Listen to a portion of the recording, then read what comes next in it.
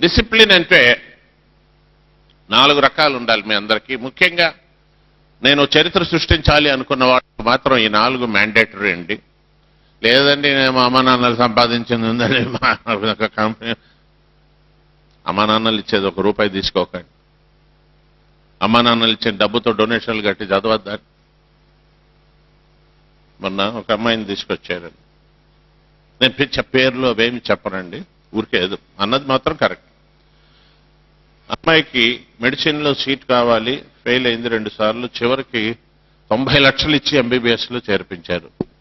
అక్కడికి వెళ్ళాక అమ్మాయికి ఒక బాయ్ ఫ్రెండ్ దొరికాడు, ఫేస్బుక్ గందరగోళం, చివరికి ఫెయిల్ అయింది.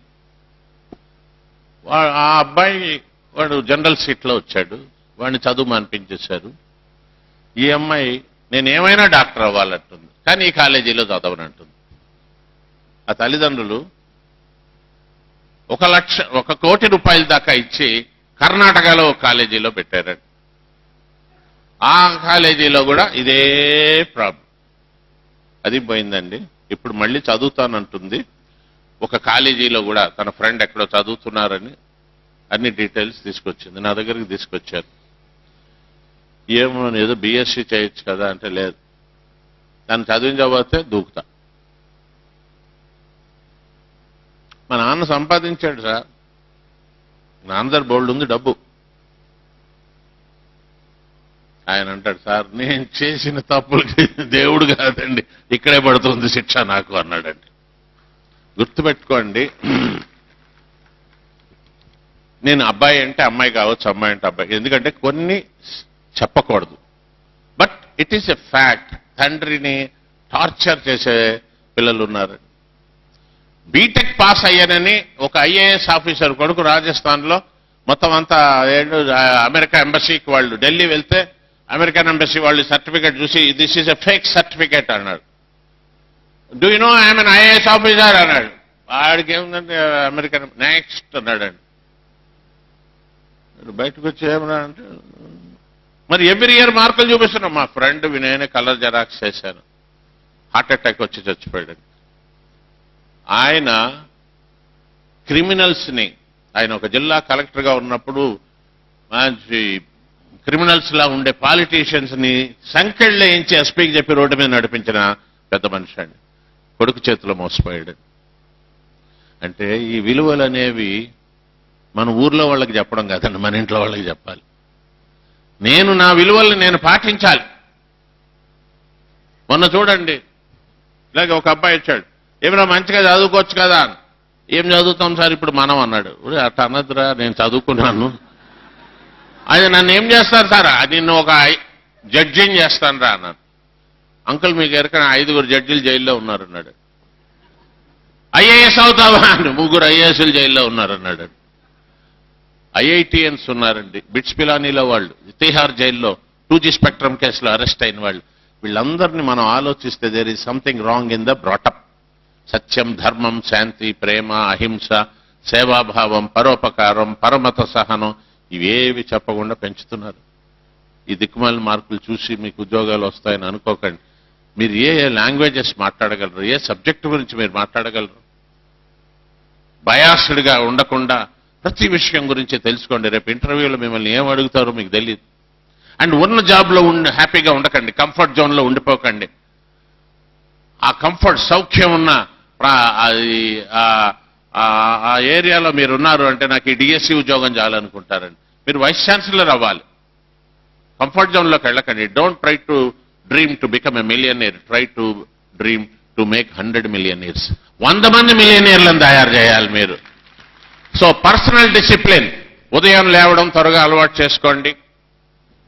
ఉద్యోగానికి టైంకి వెళ్ళక ఉద్యోగాలు పోతున్న వాళ్ళు ఉన్నారని, ఇండియన్ టైం 7ంటికి లేచి అమెరికాలో కూడా బయలాజికల్ క్లాక్ మార్చుకోలేక అక్కడ 7ంటికి వెళ్ళి అక్కడ 8:30కి ఆఫీస్కి వెళ్ళి 8ంటికి అక్కడ ఉండాలి. ఉద్యోగాలు పోగొట్టుకున్న వాళ్ళు ఉన్నారండి. ఎవరికోసం? నా కోసం నేను మార్చుకోవాలి. రాత్రి దిక్కుమాలిన సీరియల్స్ అన్ని, నా మొగుడు నాకే సొంతం, దొరికినంత దోచుకో. ఏదండి ఏమొస్తుందండి మీకు? అకాడమిక్ డిసిప్లిన్ కింద మీద పడినా పర్వాలేదండి, టాప్ మార్క్స్ అక్కర్లేదు. బట్ మీరు ఒక పీజీలో అద్భుతం చేయాలి, ఇంగ్లీష్ అద్భుతంగా మాట్లాడాలి, అండ్ స్కిల్స్ నేర్చుకోండి. రోజు మలయాళ మనోరమ బుక్ తీసుకోండి, రోజుకో పేజీ చదవండి. 1 yearలో మీరు ఐఏఎస్కి ప్రిపేర్ అవ్వగలరు. ఈరోజు ఐఏఎస్లు ఐపీఎస్ లేని చాలా మంది రెవెన్యూ సర్వీసెస్, నేను ఈ మధ్య మొన్న ఒక 20 రోజుల క్రితం మరి చెన్నారెడ్డి దాంట్లో ఈ ఐఏఎస్ ఐఎఫ్ఎస్ తర్వాత మిగతా ఆల్ సర్వీసెస్ వాళ్ళకి ఇక్కడ కొంతమంది అక్కడ ఎక్కువైపోయి పంచారనమాట. హైదరాబాద్ హెచ్ఆర్డీలో అవుతుంది, దాదాపు 600 మందిని. నేను అక్కడ ఒక ప్రశ్న అడిగాను, మీరందరూ బిఏ బీకామ్ కావచ్చు, మణిపురిలో చదివిన వాళ్ళు, అస్సాంలో వాళ్ళు, ఇక్కడ మీరు కామన్గా చదివిన బుక్ ఏంటి లేదా న్యూస్ పేపర్? ఎక్కువ మంది ఈ Hindu, Times of India, Hans India ఇట్లాంటి పేర్లు చెప్పారండి. బుక్ మాత్రం అధిక శాతం మంది India year book publications division and Malayala Manorama వాళ్ళ ఇయర్ బుక్. ఆశ్చర్యకరం. ఏమి రోజుకో పేజీ చదవండి చాలు, రోజుకో పేజీ.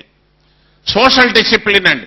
ఇప్పటి నుంచి లవ్ అఫైర్లు, అమ్మాయిలు అబ్బాయిలు, అటాచ్మెంట్లు డిటాచ్మెంట్, వీటి వల్ల ఏమి అవ్వదు. చివరికి మన 25 ఏళ్ల లోపునే ఇవన్నీ తగులుకుని భవిష్యత్తులో మనం అంధకారం, వాళ్ళ జీవితం పోతుంది, నా జీవితం పోతుంది. ఎట్లా ఉండాలంటే friendship, that friendship should not lead to relationship, right? Financial discipline. ఆయన S4 కొన్నాడు కదా నేను కొనాలి, ఎవరికి అవసరం లేదండి. Don't wait for others approval. నేను లేటెస్ట్ కొని, ఏది మీ ఉద్యోగం వచ్చాక మీరు కొనుక్కోండి. మా నాన్న కొంటానండి, మా నాన్న బండి కొంటానన్నాడు. బండి కొని ఎంతో దుర్మార్గులైన తల్లిదండ్రులు కొడుకుకి లైసెన్స్ లేకపోయినా కొని వాడి చావుని కళ్ళారా చూశారండి. పేర్లు చెప్పడం అనవసరం, పేపర్ చదివే వాళ్ళు అందరికీ తెలుసు. మీరు కారులో వెనకాల సీట్లో కూర్చోవాలండి, మీకు నడిపేవాడు ఒకడు ఉండాలి, కారు వెనక సీట్లో మీరు ఉండాలి. ఇప్పటి నుంచి బండి నడిపితే ఒకటితోటే పరిచయం అవుతుంది, వాడు హోమోసెక్స్ నేర్పుతాడు.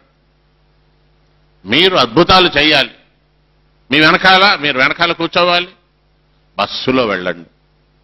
నేను మా అబ్బాయికి అదే చెప్పాను, బస్సులో వెళ్తే కొంతమందిని చూసి ఎలా ఉండాలో తెలుస్తుంది, కొంతమందిని చూస్తే ఎలా ఉండకూడదో తెలుస్తుంది. You learn from people how to behave, from some people you learn how not to behave.